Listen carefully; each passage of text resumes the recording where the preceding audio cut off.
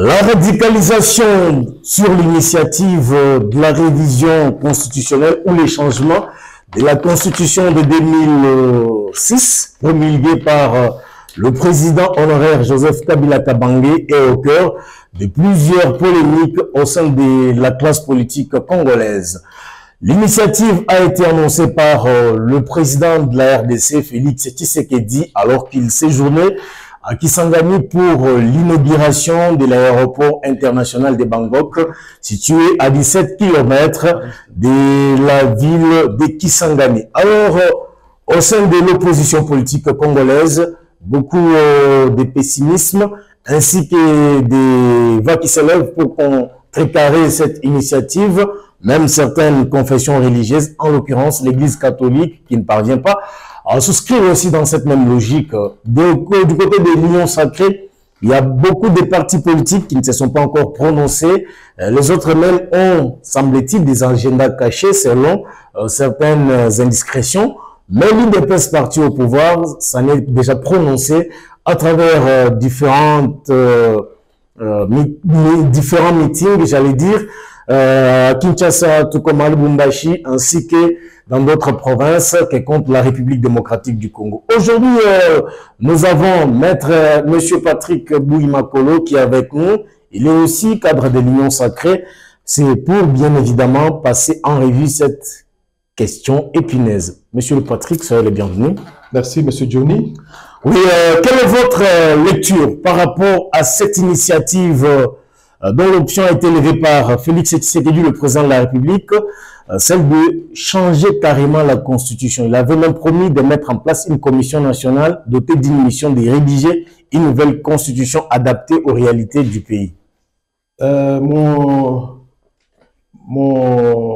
vœu d'abord au peuple congolais qui souffre injustement à l'est du pays. Et je leur souhaite la paix. J'espère qu'avec les efforts qui sont fournis au niveau du gouvernement et de la présidence de la République, la paix va revenir bientôt à l'est du pays. Et comme il faut attraper la vache par ses cornes, la lecture que vous me demandez des péripéties autour du changement ou de la modification ou la révision constitutionnelle, moi je peux vous dire que le changement prime sur la révision constitutionnelle. Parce que un document comme celui de la Constitution, c'est la loi mère. Et c'est cette loi mère qui fait le squelette de toutes les lois du pays, qui puissent montrer le chemin, la caricature de la démarche à suivre pour un pays. Alors, pour la RDC, c'est une constitution héritée, boutiquée, rédigée, et même, on peut dire, imposée par l'étranger. Alors, la mouvance étrangère pèse plus sur la constitution de la RDC, et c'est l'étranger qui dicte qu'il faut commencer par ici pour aboutir par là. Je crois que c'est de mauvais augure que nous puissions indéfiniment continuer à garder une constitution étrangère imposée à la RDC. C'est pour cela qu'il est de bon aloi de suivre le mot d'ordre donné par le chef de l'État, qui est le visionnaire de l'avenir du pays. Lui qui avait constaté que le pays est malade, il avait lui-même dit que Mboka est Koufa, et beaucoup de gens l'avaient condamné.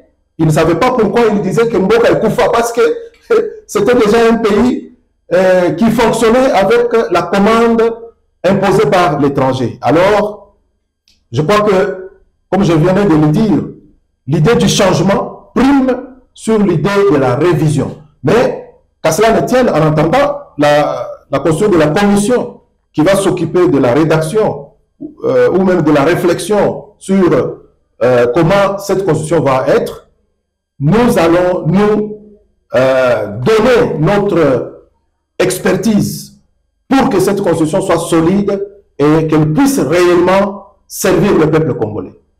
Oui, dans les contextes actuels, plusieurs estiment que c'est pour se pérenniser le plus longtemps possible. C'est ça l'initiative que le chef de l'État voudrait mettre sur pied, au lieu de tout simplement terminer ses 2 mandats et partir comme son prédécesseur. Plusieurs peuvent parler parce que c'est la démocratie qui l'encourage, et le premier citoyen démocrate, c'est Félix-Antoine Tshisekedi Tshilombo. Alors c'est pour cela que c'est une ambiance normale. Mais nous savons que ce n'est pas tout le monde qui a la matière grise, qui a la compétence pour élaborer la constitution d'un pays. Il faudra qu'il y ait des experts qui vont eux réfléchir, et le peuple va seulement avaliser par référendum populaire. Et je crois que tous les Congolais qui parlent, d'autres sont en train de demander le poison à la place du sucre. Alors, ils ne comprennent pas qu'est-ce qu'ils demandent. Ils demandent une chose et son contraire. C'est ça le peuple populace. C'est-à-dire, le commun des mortels peut seulement chanter à la longueur des journées, mais pour ne rien dire peut-être, parce qu'ils ne connaissent même pas la Constitution, c'est quoi. Et ils ne connaissent même pas comment la Constitution peut se concevoir et peut même être rédigée. Donc, je crois qu'on doit laisser la place qu'il faut aux hommes qu'il faut pour que la sélection qui sera faite puisse nous amener autour de cette rédaction, même de la réflexion, pour le changement de cette constitution, qui est des hommes pétris de talent, les hommes compétents et les véritables patriotes. Parce que même si on est scientifique, même si on a des diplômes, même si on a la compétence et la matière grise et tout, on est la crème scientifique, mais si on est pratiquement au service de l'impérialiste, je crois que tout ça, ça ne va pas servir la RDC. Nous avons besoin de patriotes, ceux qui ont fait leurs études en RDC, ceux qui connaissent la souffrance de la RDC. Bien sûr, il faudra qu'eux soient majoritaires pour être à la table de la rédaction de cette constitution. Et pas nous amener les gens qui ont passé toute leur vie à l'étranger, qui cherchent à nous malmener, comme nous regardons l'article 10 de la Constitution, où il y a vraiment des négligences au sujet de la nationalité en RDC. Donc, nous pensons que tous ces gens qui aiment avoir souvent 2 nationalités et consorts doivent être écartés de la table de rédaction de cette Constitution. On doit vraiment mettre des garde-fous très importants et très solides pour que nous ne puissions pas laisser une ouverture, un boulevard aux étrangers de venir encore nous infiltrer à travers les Congolais à double nationalité ou les Congolais à nationalité douteuse pour venir aussi s'infiltrer et continuer à introduire les choses comme ce que nous regardons à l'article 217 de la Constitution pour vendre ce pays, hypothéquer pratiquement l'avenir du pays aux étrangers. Parce que pour eux, c'est la commission qui tourne dans leur tête. Ce sont des commissionnaires en politique.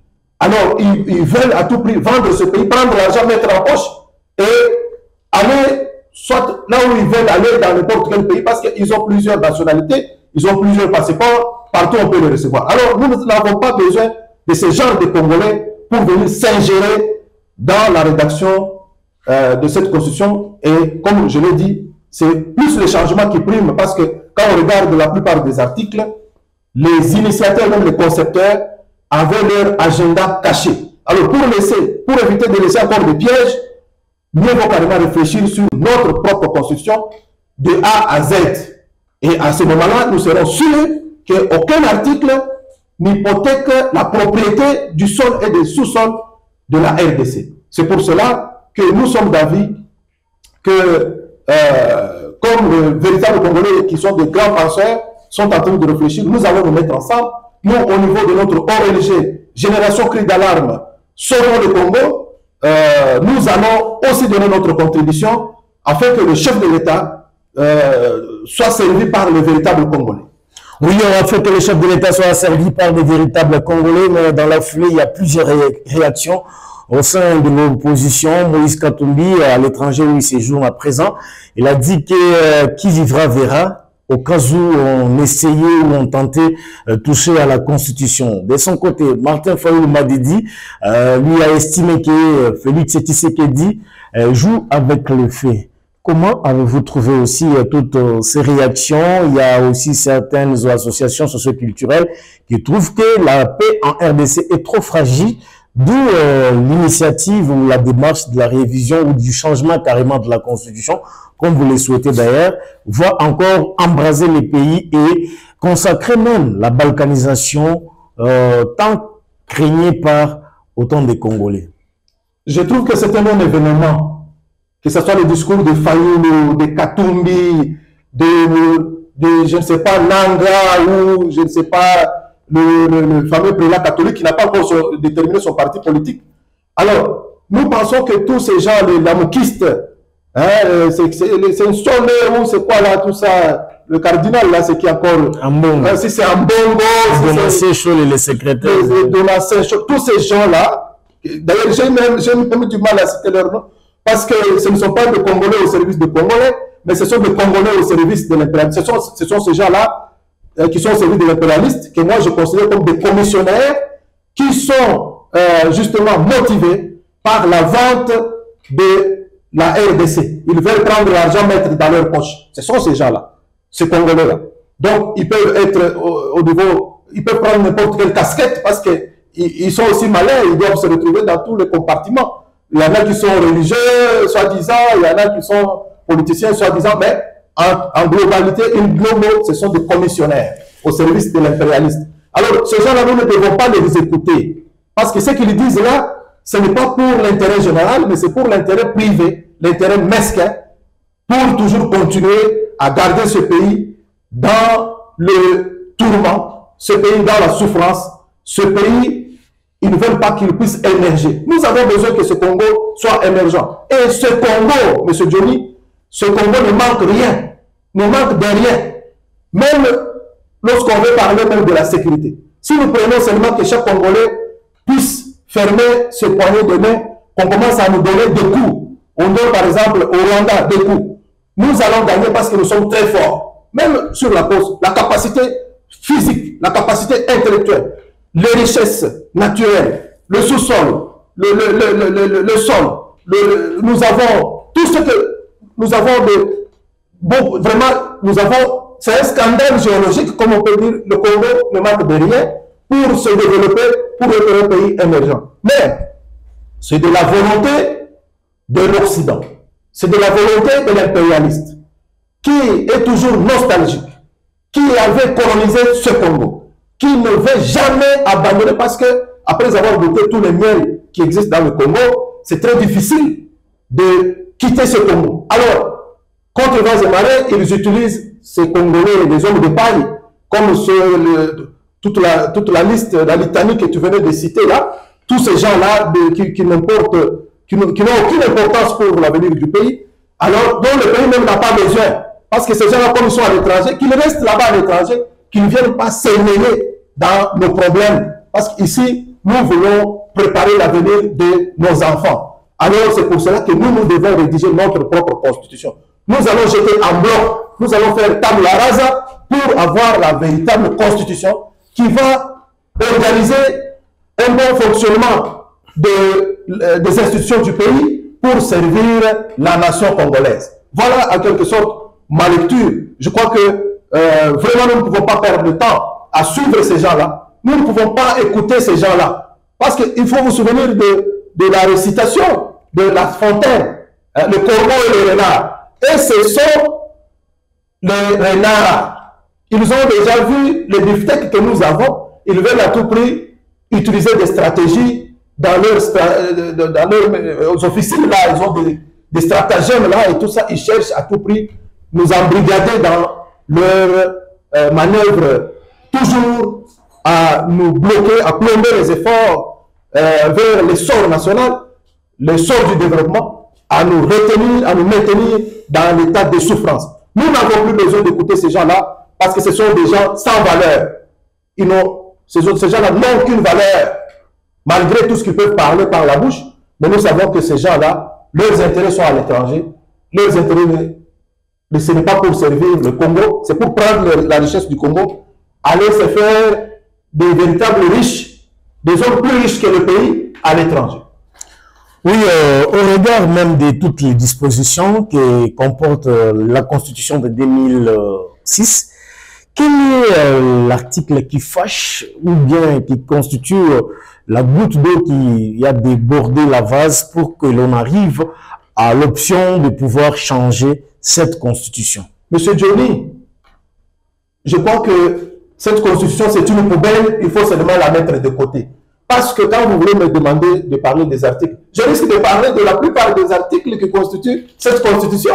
Mais je sais que l'article 217, l'article 4, l'article 51, l'article 10 là, qui parle de la nationalité, il y a plusieurs articles. Je peux commencer à vous les citer et vous allez voir que ça ne sert à rien de garder cette Constitution, il faut la changer. Il faut carrément la changer. Lorsque vous regardez l'article 219, le 218, bien sûr, l'article que nous pouvons garder, c'est peut-être un seul article, l'article 220, peut-être, mais on peut aussi le modifier. Mais alors, à quoi cela est important de perdre le temps? Nous pouvons essayer de raménager l'article 220 et essayer de revoir dans l'ensemble cette constitution. Parce qu'il faut voir l'idée de départ. Cette constitution a été établie. Pourquoi? Pour quel objectif? Vous voyez? C'est pour cela que ça ne sert à rien. Bien sûr, nous allons examiner quelques articles que nous pouvons nous-mêmes refondre. Parce que d'abord, nous n'avons pas besoin de 229 articles, je crois, à cette constitution. C'est beaucoup d'articles, plus de 200. Hein? Je crois. Donc, on n'a pas besoin de garder beaucoup d'articles comme ça hein, dans la Constitution. Plus de 229 articles, c'est trop. Nous pouvons carrément refondre cette Constitution parce qu'aucun Congolais ne peut réciter tous ces articles par cœur. Alors, c'est pour cela que moi, je demanderai à ce que nous ne puissions pas perdre le temps parce qu'il y a des pièges par-ci, par-là dans la plupart des articles. 229 articles, c'est trop. Pourquoi Dieu avait résumé ses ordonnances en 10 articles? Pourquoi? Et on va même avoir aussi une constitution de 10 articles, ou à la rigueur 20 articles. Parce que les 10 articles gouvernent le monde entier, l'humanité tout entière. 10 articles. Dieu a fait ça. C'est pour que les gens arrivent, et Christ a trouvé même que les 10 articles c'est beaucoup. Il faut même seulement un seul article. Il a dit, aime ton prochain comme toi-même. Aime Dieu hein, plus que toute autre chose. Vous voyez? Donc, c'est-à-dire l'amour, un seul article, à tout résumé. Christ a compris que c'est difficile d'avoir autant d'articles. Si nous sommes seulement animés par les sentiments d'amour, nous allons nous-mêmes écrire, rédiger une constitution même de 30 articles, l'affaire va se terminer. Toutes les autres lois vont se canaliser sur cet amour de servir, cet amour de sécuriser le Congolais, cet amour de ne pas faire le mal aux Congolais, et vous allez voir que nous serons un pays plus beau qu'avant. Nous pouvons vérifier la plupart des constitutions par-ci, par-là, dans les restes du monde. Est-ce qu'il y a toujours 229 articles? Il faut nécessairement 229 articles pour avoir la Constitution. Nous pouvons résumer ça. Regardez ce qui ressemblait à une Constitution que Moïse Kabila avait. Le décret. Il y avait combien d'articles? Est-ce que Moïse Kabila a échoué de diriger le pays? Non, mais c'était combien d'articles? Si vous avez une bonne souvenance. Ce n'était même pas 50, même pas 20. Vous comprenez? Donc, nous pensons que c'est la volonté seulement d'aimer, la volonté de servir, la volonté de sécuriser, en se basant sur les 10 commandements que Dieu a donnés à Moïse pour gouverner l'humanité tout entière, qui peuvent nous servir d'exemple, et nous aurons une constitution que chaque Congolais peut facilement réciter, et la chose sera facile. Vous savez aussi qu'il y a ce qu'on peut appeler l'enchevêtrement des institutions, même d'autorité. Donc, c'est-à-dire, l'Occident nous a mêlés dans une foule, là, donc, c'est-à-dire, nous sommes dans l'abîme au jour d'aujourd'hui. Donc, les entités territoriales décentralisées ne savent pas fonctionner normalement. Parce que les unes doivent attendre l'existence des autres. C'est une machine très compliquée, une machine chauve-souris, une machine, donc on peut dire, c'est un monstre. Cette conscience est un monstre où on a prévu un mécanisme de blocage, une lourdeur, c'est-à-dire un fonctionnement très arborescent, qui fait que pour trouver une petite solution à un problème, il faut aller dans le contour, dans le détour, perte de temps. Pourtant, nous avons le manager Winslow Taylor qui a parlé du gain de temps. Nous avons besoin du gain de temps, la division du travail. Donc, nous avons besoin de bien nous organiser parce que tout ce que nous vivons aussi, c'est un problème d'organisation. Le blanc nous a mis dans une histoire, dans le labyrinthe. On nous a mis dans le labyrinthe, dans le faux mur, pour que nous puissions continuer toujours à perdre le temps et aller demander conseil chez eux, qu'on connaisse comment ils ont mis les pièges par-ci par-là, pour qu'eux soient toujours nos conseillers, soient toujours nos guides, qui nous montrent toujours les chemins à suivre, la direction à suivre. Non, nous avons besoin de nous-mêmes organiser les choses comme nous organisons dans notre propre famille. Est-ce que dans nos maisons, là, nous avons besoin qu'un blanc vienne nous dire « Papa, les enfants doivent prendre le thé le matin ». Est-ce que nous avons besoin de ça? Nous n'avons pas besoin d'un blanc pour qu'il vienne aujourd'hui. Excusez-moi, ne me traitez pas de xénophobe ou de raciste, mais je vous dis la vérité que l'Occident n'aime pas le développement du Congo. L'Occident a besoin de garder ces richesses du Congo et commencer à nous donner le temps, nous montrer combien nous pouvons prendre, combien nous ne pouvons pas prendre. Tel chemin il faut suivre, tel chemin il ne faut pas suivre. Nous ne pouvons pas être toujours au service de l'impérialiste pendant que la colonisation, le temps de la colonisation, c'est déjà une page tournée depuis très longtemps. Donc, nous devons quitter ce néocolonialisme qui est venu,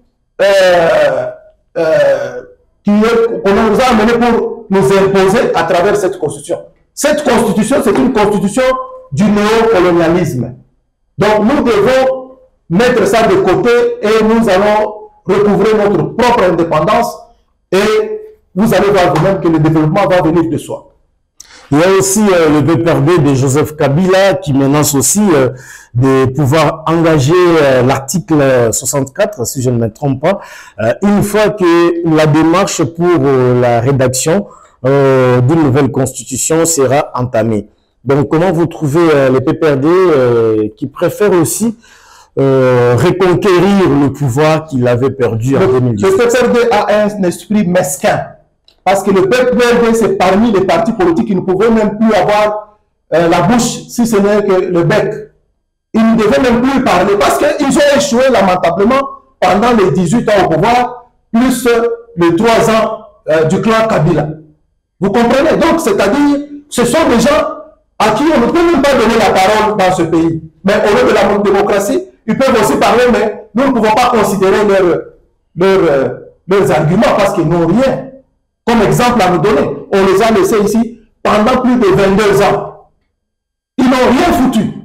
Ils étaient seulement au service de l'impérialiste. Ce sont eux qui nous ont amené le Rwandais ici, qui ont mené le Rwandais dans toutes les provinces, dans toutes les frontières. L'armée rwandaise, la police rwandaise était ici en train de coordonner la sécurité de la RDC. Donc nous pensons que l'article 64 qu'ils évoquent, que dit l'article 64? Tout Congolais a le devoir de faire échec à tout individu ou groupe d'individus qui prend le pouvoir par force. Quel est ce groupe d'individus qui a pris le pouvoir par force? Parce que Félix Tshisekedi, c'est ça l'exemple qu'il faut suivre, a pris ce pouvoir de manière démocratique à travers les élections libres et transparentes.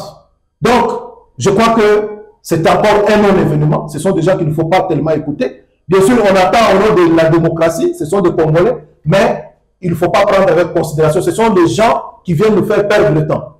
Nous n'avons pas besoin de faire du surplace. Nous voulons évoluer à pas de géant. Et ce Congo a cette possibilité. Ce Congo, c'est ça le paradis terrestre dont Dieu a parlé dans la Bible. Donc ça, il faut le savoir. Et personne alors ne peut souhaiter dans le monde de l'impérialiste perdre ce Congo parce que c'est le paradis. Alors, le peuple congolais doit se savoir, doit reconnaître ses forces. Ne faisons pas comme une vache qui ne connaît pas combien il est fort, combien il peut faire peur. Nous avons une grande force. Ce Congo, cette force, c'est nous-mêmes qui devons rationaliser cette force pour que nous puissions aussi sortir notre voie et nous imposer à prendre une place de choix dans les concerts des nations. Oui, dans le concert des nations, prendre une place, la RDC, bien sûr. Comment trouvez-vous l'atmosphère ou bien les enjeux par rapport même au choix de cette question, du traitement de cette question pour réviser la Constitution? Regardez de gauche à droite, il y a toujours des troubles, le tribalisme qui bat son plein. Est-ce qu'on ne pouvait pas laisser l'initiative de réviser la Constitution ou de la changer carrément en attendant que l'on puisse d'abord pacifier la partie orientale du pays et aussi améliorer davantage les vécus quotidiens de la population, terminer les problèmes de tribalisme et la paix sociale et puis parler du changement de la Constitution même plus tard? Vous savez, l'urgence. Le problème de l'insécurité, M. Johnny, le problème du tribalisme dont tu as parlé ici, je vous assure que ce sont des phénomènes ou des faits sociaux qui ne peuvent pas être une étape qu'on peut éteindre par un coup de baguette magique. Mais ce sont des phénomènes, des faits sociaux qui nécessitent un travail agaçant et harassant. Ça demande un processus, un long processus. Et vous voyez vous-même avec la gouvernance responsable de Fatou Beton, au jour d'aujourd'hui, cette histoire est en train de s'éteindre. Je sais que ça a toujours été attisé. Par exemple, prenons le phénomène insécurité ou le phénomène tribalisme. C'est souvent des Congolais au service de l'impérialiste qui connaissent comment déranger l'organisation et le fonctionnement d'un pays, l'exercice du pouvoir d'un pays. C'est à ce moment-là qu'ils utilisent ces points d'échappement comme le tribalisme, comme l'insécurité, créer un peu de trouble pour distraire, faire perdre le temps, afin que nous ne puissions pas regarder dans la bonne direction. Ces choses-là vont se terminer de soi. Lorsque le peuple congolais va commencer à manger 3 fois par jour, prendre du thé avec du bleu blanc, du beurre, et même avec le fromage dont on a entendu pour la plupart seulement dans la fable de La Fontaine. Quand on va commencer à manger le fromage tous les jours, tout Congolais saura que manger la viande de bœuf et tout ça, c'est normal, ce n'est pas le luxe. Je crois que c'est à ce moment-là que tout le monde comprendra que être Congolais, c'est plus important que être, je ne sais pas, Mukwamulumba ou Inakiluba ou je ne sais pas quoi. Vous voyez? Parce qu'il ne faut pas regarder seulement sur notre nombril. Le chef de l'État a toujours dit, la plupart des Congolais qui sont en train de regarder seulement sur leur nombril n'évoluent même pas. Ils ont un regard limité. Ils n'ont pas la vision de la grandeur. Parce que lorsqu'on va nous prendre ce Congo, ton cœur va aller où? Tu vas le chercher dans quel pays? Il faut d'abord militer pour le tout, au lieu de militer pour le un peu qui se trouve dans le tout. Vous acceptez au jour d'aujourd'hui qu'on puisse perdre le Congo, mais que ton clan soit protégé. Tu vas aller le chercher où ton clan? Parce que quand le Rwanda va annexer ton clan et tout ça, le Congo, tout va partir. Tu vas rester où? Vous voyez? Tu vas rester un réfugié bête. Vous voyez? Donc, il faudra, nous ne devons pas être insensés. Nous devons être des hommes rationnels, des hommes qui aiment le Congo plus que notre clan et notre tribu. D'abord, nous sommes Congolais et tout le reste de nombril, on va chercher où est-ce qu'on a jeté notre nombril. Si c'est à Kamwanga, excusez-moi le terme, si c'est à Kipushi ou je ne sais pas, à Mukabe Kazadi. Alors, comprenez que c'est vraiment trop mesquin de réfléchir clan, de réfléchir tribu. Nous avons 450 tribus dans ce pays.